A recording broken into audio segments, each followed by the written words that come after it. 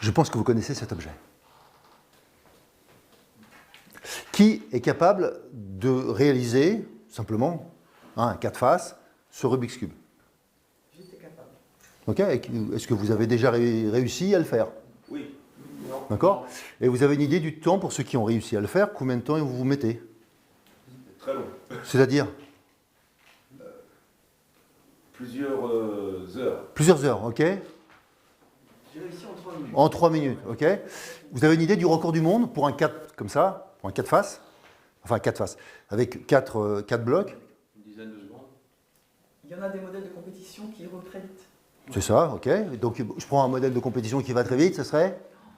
13 secondes. Ok. 4 secondes 59. 4 secondes 59, ça va? C'est juste pour vous donner l'ordre d'idée. Aujourd'hui, il y a même des robots qui font ça en moins d'une seconde, en 3 dixièmes quelque chose, ok? Donc, entre vous, admettons que, je prends monsieur qui a mis 3 minutes, c'est ça, 2 minutes? 3 minutes. 3 minutes et 4 secondes 59, si on vous donnait quelqu'un qui vous permette de passer de 30 secondes, enfin pardon, de quelques minutes à peut-être 20 secondes, ça serait quoi vous visez déjà 4,59, vous voulez battre le record du monde, ou ça serait quoi vous virez, une minute, ok. Ça vous intéresserait si je vous trouve une méthode qui vous permet d'y arriver? Ok, c'est de ça qu'on va parler aujourd'hui. Je voudrais que vous preniez conscience qu'en fait, dans l'entreprise ou partout où on est, on a besoin d'apprendre, on a besoin de trouver, de progresser, de grandir, de se nourrir. D'ailleurs, pourquoi on a besoin de se nourrir? Quand on est enfant, c'est parce que si on ne se nourrit pas, on ne grandit pas. Eh bien, c'est la même chose dans le monde du travail. Si on ne se nourrit pas, on ne grandit pas, on n'évolue pas. Et si vous faisiez une activité, peu importe si vous dansez, si vous chantez, vous avez aussi besoin de vous nourrir de l'activité. Et c'est de ça dont on va parler aujourd'hui, du feedback. Feedback, ça veut dire nourrir en retour, c'est formidable. Nourrir en retour. La majorité des gens que je connaisse qui font du feedback ne nourrissent rien. Mais pas parce qu'ils ne veulent pas, mais parce qu'ils ne savent pas le faire. Autrement dit, c'est pas parce que ma mère me donne à manger quand je suis enfant que j'aime et que ça me nourrit. Il faut quoi en général comme ingrédient pour qu'un enfant grandisse? L'ingrédient numéro 1 que vous vous donneriez, ça serait quoi? L'amour. Ok. Et si vous n'allez peut-être pas attendre de l'amour obligatoirement en entreprise, mais vous attendez quoi? Ok, de la reconnaissance, merci. Et donc, c'est de ça dont on va parler aujourd'hui. On va utiliser le feedback pour augmenter la puissance de la reconnaissance. Donc, dans les grands besoins relationnels, il y a notamment besoin d'être écouté, besoin d'être entendu. Tu vois? Écouté, entendu. Besoin d'être reconnu. Et puis, quelque chose qui est assez fréquent aussi, qui n'a pas besoin d'être dans le monde du travail spécialement, c'est d'être utile. Avoir l'impression que j'ai servi à quelque chose. Parce que si vous arrivez dans un endroit où quoi que vous fassiez, il ne se passe rien, eh bien c'est ce qui se passe quand votre feedback n'a pas pu être entendu. Je reviens, je pense que vous connaissez toute cette histoire, une histoire qui s'appelle le Titanic. Il y a un marin qui s'appelle Fleet, qui va voir son capitaine qui lui dit qu'il y a des icebergs dans cette région et qu'en plus il a entendu, lui qui est à l'extérieur, le son. Ça veut dire qu'on en a frôlé un. Et qu'est-ce qui se passe? Il n'est pas écouté. Alors il revient, il en parle à d'autres. Il y a plein de raisons pour lesquelles il n'a pas été écouté. On ne va pas refaire l'histoire. Mais si on avait refait l'histoire et qu'il avait écouté, vous savez ce que ça aurait été comme gain? Vous avez une idée ou pas? 1500 vies. Juste parce que quelqu'un a écouté ou pas écouté. 1500 vies. Alors évidemment, nos feedbacks n'ont pas toujours autant de valeur que ça. Je reprends l'affaire Dreyfus. D'accord? Ce n'est pas le même siècle exactement.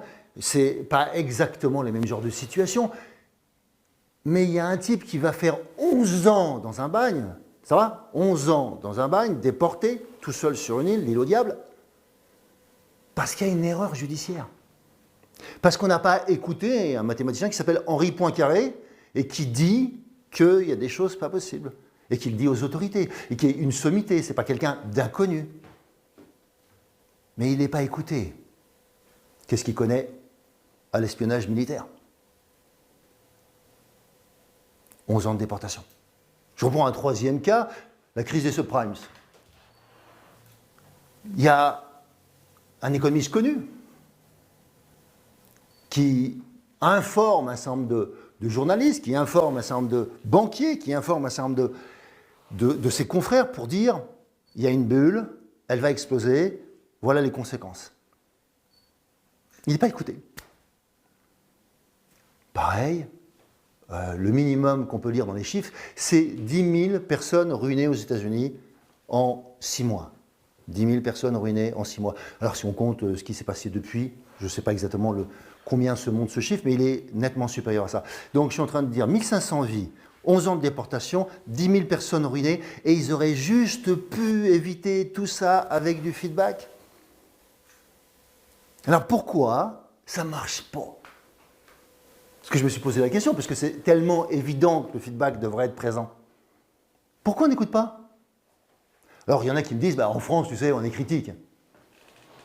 Donc on part de loin. D'accord, il y a des aspects culturels. Quoi d'autre?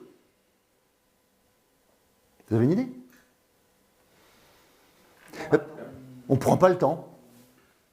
Il y a des relations sociales. Par exemple, dans le cas de l'affaire Dreyfus, il y a des militaires d'un côté et des mathématiciens de l'autre. Il y a, je ne sais pas, dans le cas du marin, il est d'une classe sociale tellement inférieure. Qu'est-ce qu'il peut comprendre à ce bateau qui a été conçu par des gens qui sont super intelligents et qui sont d'une classe supérieure? Vous voyez, tout ça, ce sont plein de raisons pour lesquelles on n'écoute pas. C'est-à-dire qu'on a des biais cognitifs qui font qu'on n'entend pas et qu'on n'écoute pas. Ça, c'est vrai. Mais la première chose, c'est qu'on n'est pas toujours enseignable. Ça veut dire qu'il y a des gens qui n'ont pas envie d'entendre. Et donc c'est pour ça qu'une partie de vos feedbacks ne sont pas écoutés. Parce qu'en fait, il y a des conditions pour lesquelles ça va marcher et des conditions pour lesquelles ça ne marche pas. Et donc il va falloir vous mettre dans des conditions pour que ça marche. Et puis il va falloir accepter qu'il y a des gens qui ne veulent pas vous écouter. Mais ça ne veut pas dire qu'ils ne veulent pas vous écouter du genre jamais. Non, ils ne veulent pas vous écouter maintenant. Par exemple, si je vous faisais un feedback et qu'il y a du monde autour de vous, peut-être même la personne la plus importante que vous êtes en train de draguer aujourd'hui, peut-être que vous n'avez pas envie que je vous fasse un feedback maintenant sur votre prestation. Parce que ce ne serait pas approprié, vous n'êtes pas à l'écoute. Donc, quelles sont les conditions pour lesquelles le feedback devrait marcher? Il faut qu'il soit précis. S'il n'est pas précis et concis, en général, vous n'écoutez pas. Par exemple, c'est super ce que tu viens de faire. Ça peut être une flatterie. Ça peut être un compliment, mais tu ne sais même pas vraiment ce qui est super. Et le grand danger, c'est que tu sortes de scène, là, comme moi, comme conférencier, puis je vais voir les gens, je dis, vous avez bien aimé? Ils me font, oui, super. Ah non, j'ai adoré. Ok, mais quoi? Et l'erreur que je ferais, c'est de ne pas poser la question de quoi? Mais quoi précisément? Moi, j'ai bien aimé votre histoire. Ok, laquelle? Et qu'est-ce que vous avez bien aimé dans cette histoire? Et sinon, je ne peux pas savoir ce que j'ai bien fait. Donc, dans le processus du feedback, il faut être précis, concis. Je ne vais pas vous faire tous les points, mais il y a 3-4 points qui sont quand même essentiels. La première chose, c'est qu'il faut accepter que ce soit objectif, donc factuel. Le plus possible. Quand est-ce que c'est arrivé? Si jamais j'avais quelque chose à vous dire sur un événement, il faut que je sois factuel. La troisième chose que je disais, donc on a parlé de précis, concis, factuel. La troisième chose, c'est qu'il va falloir que ça soit dans un timing donné. Si je reviens 3 ans après, peut-être que ça n'a plus de sens pour vous. Si je le fais directement en sortie de scène, c'est peut-être pas disponible. Donc il y a un timing dans lequel on va faire les choses. Et puis l'autre point qui me paraît essentiel pour moi souvent, c'est que est-ce que je vous nourris? Est-ce que les choses sont actionnables? Est-ce que je peux en faire quelque chose? Je prends un cas simple, je fais de la prise de parole, et puis vous ne savez pas quoi faire de vos mains. Alors vous êtes comme ça, et puis je vous dis, non, tout ce que tu tiens, c'est compliqué. Si tu tiens quelque chose, tu verras, tu vas te tenir un peu plus. Donc vous avez vu, il y a des gens qui font des choses comme ça, des choses comme ça. D'accord? Et puis ils remettent les mains dans les poches. Et comme les mains dans les poches, dans beaucoup de nos sociétés, ça signifie un peu trop ou feignant, ou en tout cas trop cool, eh bien, vous repartez avec votre geste. Parce que là, au moins, j'étais confortable. Donc la seule chose que j'aurais dû vous dire, c'est vous donner une technique, quelque chose qui marche pour vous. Donc par exemple, une technique simple, c'est vous imaginez que vous avez une alliance, et puis vous tenez votre alliance, peu importe que vous en ayez une ou pas. Même si vous jouez un peu avec, comme ça, au bout d'un moment, vos gestes vont repartir naturellement. Parce que vous ne tenez rien. Et donc, ce n'est pas tenu. Donc, naturellement, vos gestes repartiront. Et là, le but, ce n'est pas de dire que ça marche pour moi, c'est de dire, tu peux essayer pour voir. Et si ça marche pour toi, tu peux te nourrir de cette technique. Mais tant qu'elle ne marche pas pour toi, elle n'est pas actionnable par toi, ça veut dire qu'elle n'est pas nourrissante pour toi. Tant que tu ne peux pas l'essayer. Et c'est pour ça que bien sûr que quand on est dans l'apprentissage, il y a des degrés d'évolution d'apprentissage. C'est une évidence. Alors, il y a autre chose que je me suis aperçu aussi, c'est qu'on n'a pas compris l'effet que j'avais appelé, on a parlé du Rubik's Cube, bon, il y a un autre jeu que j'adore pour ça, c'est le Tetris. Tetris. Ouais, ça va tout le monde, le Tetris là? Ok, les trucs qui descendent là. En fait, peu importe qu'on imagine un Tetris avec 8, on va faire un truc simple. 4. On va prendre 4 blocs, comme si c'était 4 blocs d'informations. Si on reprend de la prise de parole, on pourrait dire par exemple qu'il faut travailler le non-verbal, le paraverbal, la voix, d'accord, tout ce qui tourne autour. Et puis le troisième, ça serait peut-être le verbal quand même, c'est-à-dire ce que je vais dire. Okay, et puis peut-être la structure. Okay, si j'ai fait ces 4 points, je le refais, je repars de la structure, les mots que je vais utiliser. Le paraverbal, la voix, c'est ça? Et le dernier? Ok. Et donc, dans ces 4 structures-là, eh bien, je vais pouvoir vous aider à progresser. Peut-être qu'on pourrait encore décomposer chaque structure avec des points. Et si vous faisiez quelque chose et que la fois d'après, on avait convenu, par exemple, que le déplacement, il y a quelque chose à faire sur le déplacement. On avait convenu que sur la voix, il y avait, je ne sais pas, un niveau sonore. On avait convenu d'un type de vocabulaire, de champ sémantique, d'un contenu donné. Et puis le dernier, on avait une structure associée à ça, par exemple la structure éloquente. Une fois que j'ai compris ça, ce que j'attends, c'est que vous le refassiez. Si vous venez voir une personne que vous aimez, je ne sais pas, vous allez voir du stand-up, peu importe une femme ou un homme, et elle fait les vannes que vous aimez, vous avez envie, le jour où vous revenez, de les réentendre. Elle ne les refait pas, vous êtes déçu. Il faut au moins qu'elle fasse aussi bien, voire mieux. Et l'erreur des gens que j'ai remarqué en apprentissage, c'est que comme on n'a pas compris la base, parce que le feedback n'a pas été enseigné, eh bien, ils refont en permanence des choses nouvelles. Et ils enlèvent ce qui marche. Parce qu'aucune personne n'a dit « ça, tu le fais super bien, garde-le. Oh, ton sourire, ça marche. T'as une voix, toi? Waouh. Tu devrais mieux utiliser ta voix. » Donc, comprendre dans le feedback ce qui marche avec moi. Dans l'occurrence, je ne sais pas, peu importe, là j'ai pris de la prise de parole, mais on pourrait le faire sur n'importe quelle activité, bien sûr. Qu'est-ce qui se passe quand je commence à maîtriser quelque chose? C'est-à-dire que je comprends que ça, c'est la base. Ça veut dire que vous allez avoir de la confiance en vous, ça va augmenter votre estime de vous, ça va permettre de progresser et vous allez avoir envie d'apprendre la suite. Parce que le grand danger, c'est que quand vous comprenez que ça ne fonctionne pas d'une manière régulière, eh bien vous arrêtez d'avoir envie d'apprendre. Parce que ça s'écroule à chaque fois, parce qu'à chaque fois on vous fait des feedbacks qui ne sont pas les mêmes, parce qu'à chaque fois vous ne comprenez pas bien ce que vous faites ou vous ne faites pas bien. Sauf si quelqu'un vient vous voir en disant « Pourquoi tu ne remets pas ça? Pourquoi tu ne remets pas la brique 1 ? Pourquoi tu ne remets pas celle-là » que vous connaissez, que vous avez déjà fait, qui a marché la dernière fois. Le feedback est un moyen extraordinaire pour apprendre plus vite, pour stabiliser à l'intérieur votre capacité à avoir confiance en vous, pour augmenter votre estime de vous-même. Mais aussi l'estime de vos collaborateurs. C'est-à-dire qu'on apprend à se faire confiance mutuellement, puisque une fois de plus, votre danger, c'est d'aller demander du feedback à n'importe qui. Votre danger, c'est que la personne confonde la critique et le feedback. Alors moi, je vais vous raconter une petite histoire qui m'est arrivée. Je pense que j'avais 14 ans, je pense en 5e, 13 ans, 14 ans, je ne sais plus très bien, en 5e. À l'époque, je suis en cours de... C'est un après-midi, je ne peux pas vous dire si c'était un mardi, un jeudi, mais je m'en rappelle très bien, c'était un après-midi, après déjeuner. C'est un prof de français qui était un peu particulier, qui faisait des fois des exercices de judo au fond du cours. Et il faisait... non, de karaté, pardon. Et c'est un type qui était un peu impressionnant. Moi, j'étais plutôt... pas mal en français, j'avais qu'un problème de dyslexie, donc c'était l'orthographe, mais sinon, globalement, les conjugaisons, les accords, tout ça, c'était simple. Et là, aujourd'hui, on est en train d'apprendre les accords de l'auxiliaire avoir avec le participe passé, dans le cadre du participe passé. Et donc, c'est une phrase assez simple que vous vous rappelez, l'accord n'existe pas ou il n'est pas possible d'accorder. Si le complément d'objet direct est placé après, il est possible que s'il est placé avant. Okay.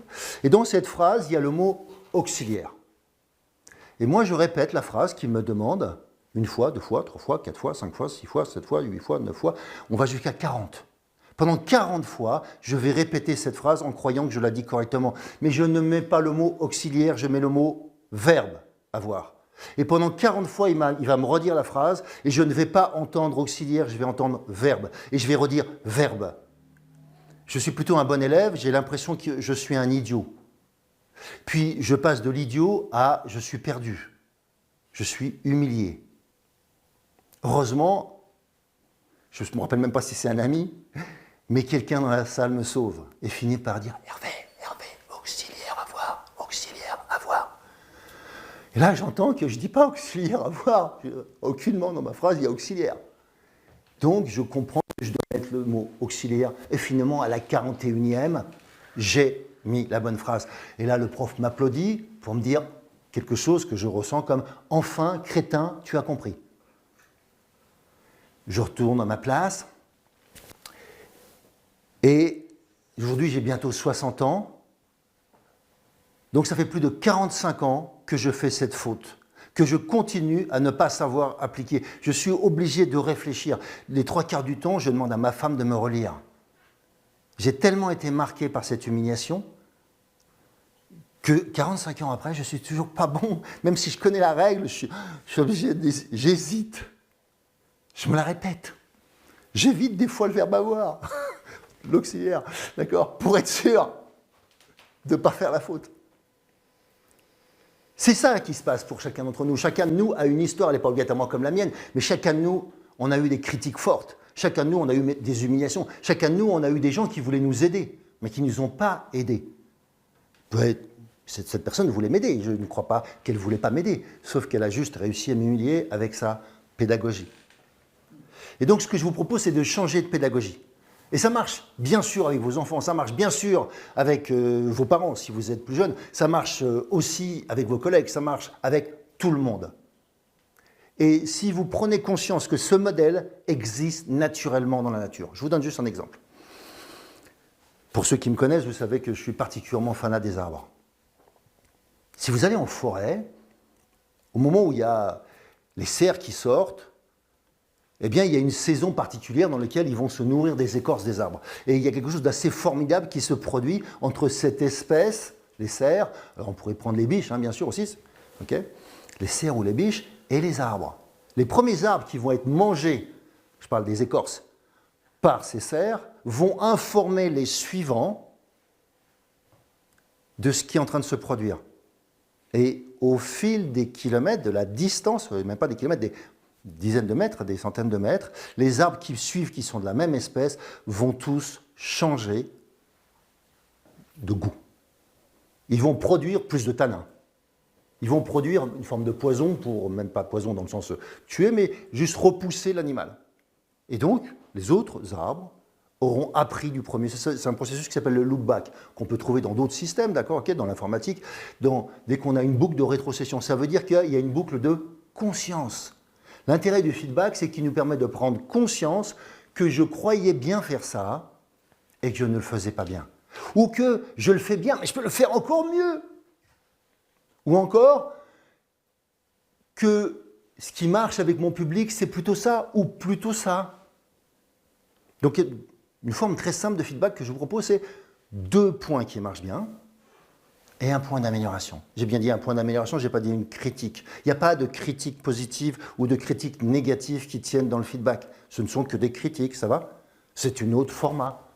Vous avez le droit de critiquer des gens, pourquoi pas, ou d'analyser comme un critique d'art. Mais ce n'est pas un feedback. Ce n'est pas nourrissant. C'est une analyse qui peut être dure, froide, souvent, et qui n'a pas pour vocation d'être bienveillante, parce qu'elle n'a pas pour vocation de l'apprentissage. Ça, c'est dommage, parce que si on voulait que les gens progressent, le feedback, c'est réellement plus puissant. Je pourrais vous donner des tonnes de cas, mais j'en ai un qui me vient tout de suite à l'esprit. C'est une histoire d'un musicien très connu qui s'appelle Ole Bull, qui est un Norvégien, qui est un prodige, un virtuose du violon. Et à 14 ans, c'est pas Mozart, mais c'est un Mozart type. Il est connu dans le monde entier, il fait des concerts tout le temps. Et un jour, il va à Vienne, et il y a un critique qui le lendemain, fait un rapport sur tout ce qu'il ne sait pas faire. Waouh! Et là, bien sûr qu'il s'enferme quelques jours, problème d'ego, et il se dit, enfin, ce type-là, je trouve quelqu'un qui est capable de me dire ce qui me limite. Je suis à mon propre plafond de verre, il le comprend, il faut que j'aille exploser ce plafond de verre. Même si la forme n'est pas possible, mais là, il est enseignable, le volleyball. Vous ne l'êtes pas toujours. Donc bien sûr que de temps en temps, la critique est possible, et elle peut fonctionner. Mais si vous avez très envie, malgré les boulets que vous venez de prendre, les scuds, peu importe comment vous les appelez, d'apprendre, ça dépend que de vous, et aussi de la forme que ça a été donné. La grande différence avec le feedback, c'est que quelle que soit la situation, tant que vous restez dans cette format-là, 2 points qui fonctionnent bien. Pourquoi je ne mets pas plus de points qui fonctionnent bien? C'est parce que vous ne pouvez pas emmagasiner trop de points. Et puis après, si vous n'êtes pas l'expert, comment je sais que ce point-là est plus important que celui-là, si je vous en donne 10? Donc l'intérêt de 2, c'est que c'est les 2 qui vont permettre de progresser. Et puis un point d'amélioration, c'est parce que si je vous en donne 10, une fois de plus, c'est trop et vous ne saurez pas lesquels mettre en œuvre. Donc un point d'amélioration, ça serait, par exemple, je pourrais donner des points d'amélioration sur ce que vous adorez faire. Je trouve que tu fais très très bien, tu sautes très très bien et tu as une très bonne technique, tu utilises bien le pied, comment tu utilises le rebond. Ce que je te propose, c'est que tu vas descendre un petit peu plus bas pour augmenter l'effet rebond. Et puis tu testes pour voir si ça marche. Et donc, en faisant ça, tu t'aperçois que tu fais quelque chose de bien et tu peux être encore meilleur. On n'est pas obligé de prendre des endroits où on n'est pas bon. Dans les points d'amélioration, on peut prendre des endroits où vous êtes très bon. J'adore les histoires, mets-moi plus d'histoires dans ton scénario. J'adore le fait que tu as des couleurs qui sont superbes dans ton tableau. Tu as des verts qui sont tellement extraordinaires, j'ai envie de te dire, spécialise-toi dans le vert, quoi, pour voir ce qui se passerait.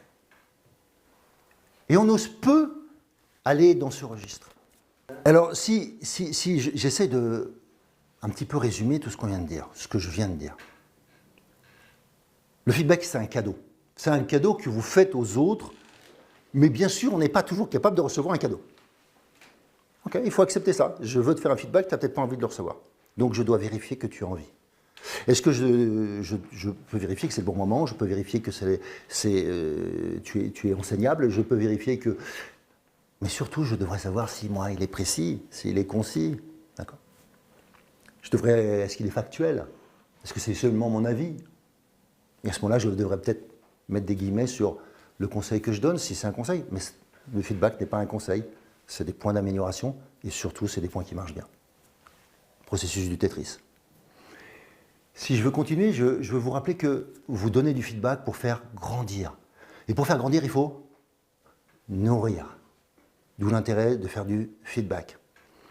Et pour finir, je voudrais juste vous rappeler que comme on ne peut pas apprendre de tout le monde, quand vous avez la chance de trouver ce que moi j'appelle un maître, c'est quelqu'un qui peut vous enseigner et qui peut le faire avec du feedback, allez voir ces personnes-là. Alors j'aime bien, je raconte une histoire parce que j'aime les histoires et peut-être que vous aimerez aussi cette histoire. Ça s'appelle « La vraie valeur de la bague ».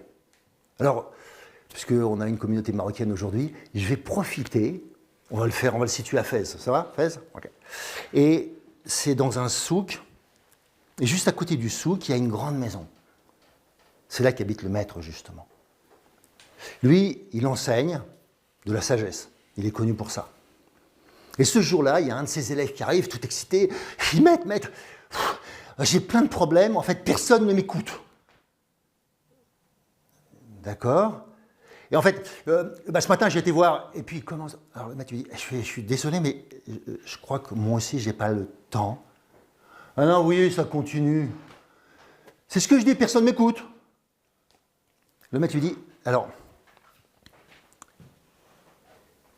Ibrahim, je voudrais te consacrer du temps. Je ne suis pas sûr que je puisse te donner tout le temps que tu as besoin. Mais ce que je te propose, c'est une expérience qui va nous aider tous les deux. Il retire une bague qu'il a à son petit doigt, dans laquelle il y a un superbe saphir. Et cette bague, il la remet à Ibrahim. Et il lui dit, ce que je te propose, c'est que tu vas aller au souk, là, juste en face, et tu vas demander qui veut acheter cette bague. Par contre, quoi qu'il arrive, j'en veux pas moins de 100 dirhams. Quoi qu'il arrive. Bon, ça n'a pas l'air compliqué. Et après, vous pourrez répondre à mes questions, là? Oui, je pourrais répondre à tes questions. Et donc, simplement, il va, il fait le tour. Et au fur et à mesure, il est très étonné qu'on lui en propose 5, 10, 15, les 100 qu'il a exigés, là. Il n'y en a aucun qui lui a proposé. Il a l'impression de négocier comme un grand malade, et il pense qu'il est bon en plus en négociation, 50. Alors il revient voir son maître et il lui dit « Non mais votre truc, ça ne les vaut pas. Hein, il n'y en a aucun qui m'a donné les 100. 50, c'est le grand max. » Ah, c'est une bonne remarque. Peut-être qu'on ne sait pas ce que ça vaut. Ben non, on ne sait pas, et ça vaut sûrement pas vos 100 là. Non, 50 c'était le maximum. Alors, quand tu me fais penser à ça, je me dis juste en fait comment on pourrait valoriser cette bague. Et qui c'est qui pourrait nous aider à valoriser cette bague? Ben, il suffit d'aller voir un bijoutier, hein, pas besoin de sorcier, un bijoutier va nous dire combien ça vaut. Très bien, tu connais un bijoutier? Ben non, je ne connais pas de bijoutier. Ben moi j'en connais un. Par contre, ça te demande d'aller à la ville d'à côté, tu prends mon cheval. Tu vas à la ville d'à côté, et quand tu arrives, tu vois très bien où le bijoutier, non, bah, quand tu vas arriver, tu verras, il y a une grande boutique sur la gauche, et c'est marqué dessus, c'est pas trop compliqué. Quand tu vas arriver à l'intérieur, tu vas lui montrer la bague, et surtout, tu ne lui vends pas. Tu lui demandes le prix, mais tu ne lui vends pas. Ça va? Quel que soit le prix qu'il te propose, tu ne lui vends pas. Oui, j'ai compris, je ne lui vends pas. Alors il part à cheval, il est toujours en train de bougonner en disant, il y a toujours un truc. Quand est-ce que je vais pouvoir avoir mes réponses? Parce que pour l'instant, je m'occupe de sa bague, mais moi, j'ai rien. Il arrive à son magasin. Et là, à peine il est rentré dans le magasin, et à peine il monte cette bague, que le bijoutier lui dit « Ah, mais je la connais cette bague, c'est la bague de ton maître. C'est moi qui lui ai vendu. Et tu me dis qu'il veut la vendre. Je suis très étonné. Une bague de cette valeur.